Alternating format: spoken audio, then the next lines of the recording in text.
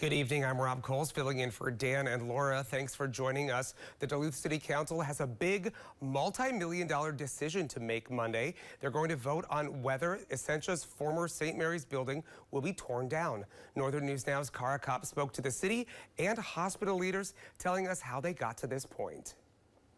After, about 3 years of discussion and study, Essentia Health and the Benedictine Sisters decided that ultimately the best use of this space would be to tear down the building. The building in question, the former Essentia St. Mary's Hospital downtown, which the Benedictine Sisters own and lease to the hospital. Its doors and windows currently boarded up following the opening of the new $900 million St. Mary's Medical Center this past August. It's 100 years old, and it would be just not viable to repurpose it for a different use, whether that was housing or something else. To maintain the building as it is, it was costing Essentia $11.5 million a year. St. George says for someone to repurpose it, including into housing, it would cost even more due to the old infrastructure. But to demolish the space, it would cost around $11.8 million, which would be funded through state bonding. They are sitting on those fundings until we submit, until Essentia and the city submit justification for the funding, and we will get reimbursed.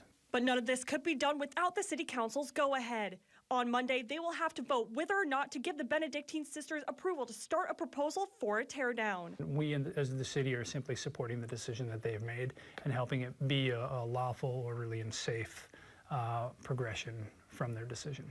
And if the vote goes through, the state's investment requires the space to be used to serve a public purpose. Whether that's healthcare, education, job creation, we have some ideas of how we'd love to see this space used. In Duluth, Cara Kopp, Northern News Now.